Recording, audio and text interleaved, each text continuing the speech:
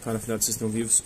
No vídeo de agora nós vamos falar um pouquinho dessa obra aqui, ó, da Carmen Sigfredo, as mais originais histórias da mitologia galesa, né?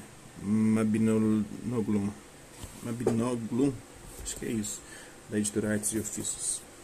Mostra a obra Agui. Os celtas do país de Gales são, dentre todos os povos, aqueles que desenvolveram com mais requinte a divertida arte de contar histórias. As lendas que compõem esta coletânea são consideradas, por sua vez, as mais coesas e originais dentre as histórias galesas.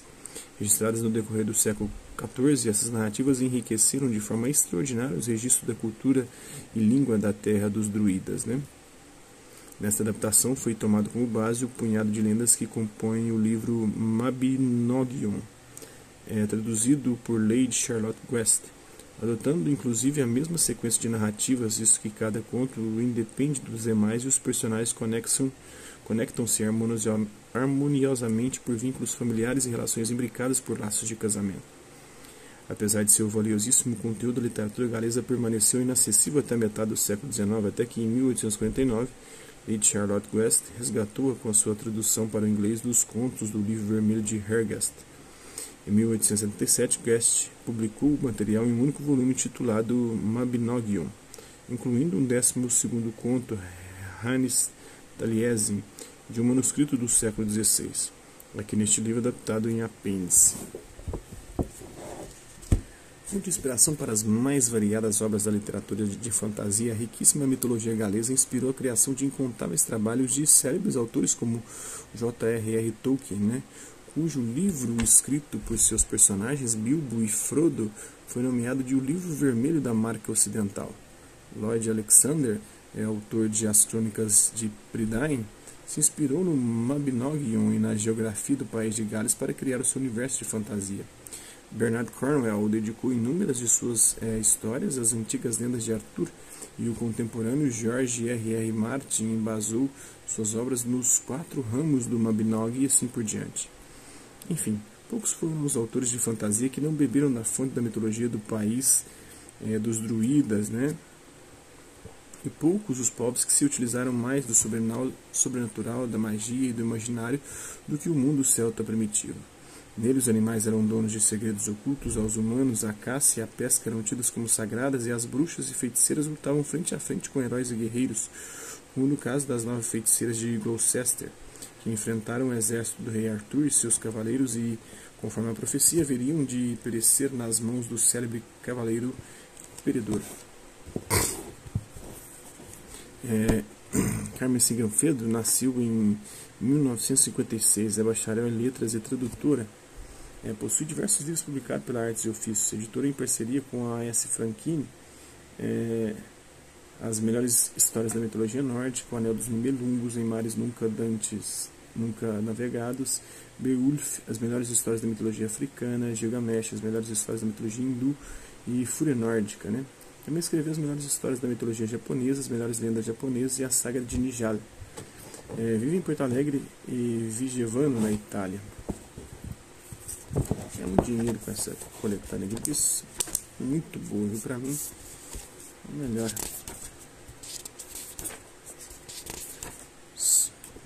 Falar um pouquinho do prefácio e os 4 ramos do Mabinogi, né? Piuí, príncipe de Fed, né? Metamorfose de 2 reis. Bora lá? Ao contrário do que aconteceu em outras regiões da Europa, cristianizada de maneira avassaladora no período medieval, os galeses persistiram em cultivar características pré-cristãs, resistindo às opressivas imposições de mudança sobre seus ritos e crenças. Conservaram suas antigas tradições pagãs e atravessaram a Idade Média com suas histórias, muitas vezes sem qualquer mescla de enxertos cristãos. O país de Gales, cuja bandeira é representada por um dragão vermelho, o deus celta Dewi, conserva até hoje sua rica e exótica linguagem que chama a atenção por suas particularidades e extensões. O W e o Y atuam como vogais e os nomes dos lugares são elucidações detalhadas de sua localização. Daí a razão, por exemplo, de uma pequena aldeia situada no norte de Gales possuir o nome mais longo da região do Reino Unido e talvez do mundo inteiro, né? Llanfairpwllgwyngyll Goger Rhys Wir Ndrombulansiliogogogochi. Ixi, Maria. A pronúncia é um desafio. Para os curiosos, a tradução seria mais ou menos esta, né? Lugar situado na ilha de Anglesey, com duas igrejas, a igreja de Santa Maria perto de um redemoinho e a igreja de São Tisílio, próxima de uma caverna vermelha. Na presente adaptação foi tomado como base o punhado de lendas que compõe o livro Mabinogion, traduzido por Lady Charlotte Guest, e foi adotada a sua mesma sequência de narrativas, visto que cada conto independe dos demais e os personagens conectam-se harmoniosamente por vínculos familiares e relações imbricadas por laços de casamento no mesmo clã. Os contos que compõem a coletânea do livro Mabinogion estão registrados em 2 manuscritos medievais galeses, né? O livro branco de Hildert, né? Lifr Gwyn Hildert, né? Do ano de 1350, e o livro vermelho de Hergest, o Lifr Koch Hergest, do período de 1382 a 1410. Apesar de ser valiosíssimo material, esta literatura galesa permaneceu inacessível ao público em geral e até mesmo aos especialistas do assunto até metade do século XIX. Em 1849, porém, Lady Charlotte Guest resgatou com sua tradução para o inglês de 11 contos do livro vermelho de Hergest, editados em 3 volumes recheados de esclarecedoras notas de rodapé, notas de pé de página. Em 1867, Guest publicou num único volume que intitulou de Mabinogion, incluindo o 12º conto, Renis Taliesin, de um manuscrito do século XVI, aqui adaptado em apêndice. Há inúmeras controvérsias quanto ao significado exato de Mabinogion, sendo a mais popular a versão de que, ao se deparar com a palavra galesa Mabinogion no seu trabalho de tradução, Lady Guest a tem adotado equivocadamente como forma plural de do galês Mabinogi. Alguns estudiosos antigos e os atuais eruditos galeses concluíram, no entanto, que o significado verdadeiro seria conto de um herói, ou contos, ou histórias. Assim, seguindo o mesmo raciocínio, um ramo dos Mabinogi significaria uma parte da história. Tanto essa história se ajusta verossímil que há contos que são rematados com um mote, né? Assim termina este ramo de Mabinogi. Fonte de inspiração para as mais variadas obras da literatura de fantasia, a riquíssima mitologia galesa inspirou a criação de incontáveis trabalhos literários de célebres autores como o Tolkien, cujo livro escrito por seus personagens Bilbo e Frodo foi nomeado de O Livro Vermelho da Marca Ocidental, Lord Alexander, autor de As Crônicas de Prydain, se inspirou no Mabinogion e na geografia do país de Gales para criar o seu universo de fantasia. Bernard Cornwell dedicou inúmeras de suas histórias às lendas de Arthur, e o contemporâneo George R.R. Martin, né, embasou suas obras nos 4 ramos do Mabinogi, né, e assim por diante. Não escaparam um pouco a essa influência os jogos de videogame, como o Mabinogi, né, jogo eletrônico MMORPG, né, entre muitos outros. Enfim, poucos foram os autores de fantasia que não beberam da fonte da mitologia do país dos druidas, e poucos os povos que se utilizaram mais do sobrenatural, da magia e do imaginário do que o mundo celta primitivo. Nele, os animais eram donos de segredos ocultos aos humanos, a caça e a pesca eram tidas como sagradas e as bruxas e feiticeiras lutavam frente a frente como heróis e guerreiros.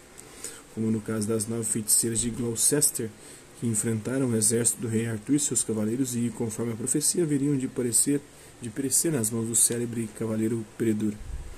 Afinal, para se compreender a arte e a literatura dessa civilização, é preciso manter-se aberto para entender a natural ausência de barreiras e limites entre o real e o imaginário, o desencanto e a magia, a liberdade e o acato, elementos que se interligam nessas bem entrelaçadas histórias com a eficácia e coesão dos nobres elementos de liga no cadinho para a fundição do ouro. Da autora, né? Vamos aos 4 ramos do Mabinogi. Piuí, príncipe de Fed, metamorfose de 2 reis. Piuí seguiu, em nome de sua honra e liberdade, para reinar no palácio que não era seu, como rei que não era, e dormir com a mulher que não era sua. Passou os portões do palácio alheio, relutante e indeciso, pois mudara de corpo, mas não de alma. Como diz a máxima. Conhecia muito bem suas próprias limitações e não se sentia nem um pouco confortável de estar no corpo do poderoso rei do outro mundo, dono de riquezas inimagináveis e glórias e prestígios inconcebíveis. Após travar um breve combate dentro de si, argumentando contra seu eu impostor, que procurava persuadi-lo quanto à sua inabilidade em realizar a façanha da troca de identidade, Piuí entrou no pátio, Seu coração batia mais forte, e cada baque das patas do cavalo na pedra dura do assoalho, temeroso de que a qualquer momento surgisse um astuto que descobrisse o embuste. Mas muito crê quem nunca mente, e confia muito quem nunca engana. Solícitos e gentis serviçais correram ao seu encontro para auxiliá-lo, como era de hábito com o verdadeiro rei. Um escudeiro o ajudou entusiasticamente a desmontar do corcel, e 2 pajens lhe trocaram com devoção as roupas de caça por uma túnica de seda e ouro. O mais elegante e atencioso dos anfitriões veio recebê-lo e anunciou que o banquete estava servido. A mesa já posta oferecia glamour e abundância cornucópia acima de todas as cortes. Surgiu então a rainha acompanhada de suas amas e aproximou-se num passo gracioso e cadenciado que fazia ondular sua brilhante túnica de cetim amarelo. Durante a refeição do rei conversou amenidades e encontrou na rainha inteligência e bom humor, características que realçavam ainda mais sua beleza natural.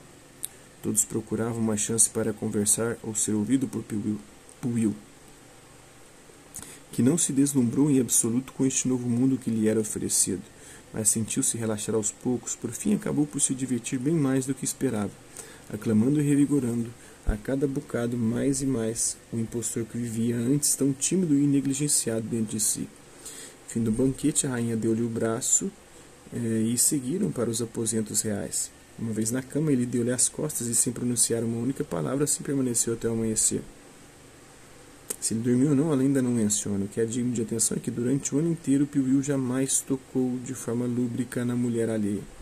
A despeito de toda a censura que o seu eu impostor lhe impingia por esta determinação e das investidas tentadoras que este insistia em lhe assolar a mente noite após noite. É isso, espero que vocês tenham gostado do vídeo. Quem curtiu, dá um like. Quem não curtiu, dá um dislike. Quem se interessar pelo conteúdo do canal, é só se inscrever, ativar o sininho e guardar os próximos vídeos e as próximas notificações. Deixe também seus comentários vendo o que você tem achado dos vídeos, sugestões de temas e assuntos para serem abordados em vídeos posteriores. E colabore com o nosso canal, compartilhe os nossos vídeos e ajude-nos a chegar ao maior número de pessoas possíveis. Gostaria aqui de agradecer aos 813 inscritos no nosso canal, agradecer também aqueles que oram por conta de um conteúdo ou outro passa por aqui, deixando sua visualização, seu like, seu dislike, seus comentários, e aqueles que compartilham os nossos vídeos, compartilhem o nosso canal, seja aqui nas plataformas do YouTube e outras redes sociais. No mais é isso aí, hasta lá vista e até a próxima.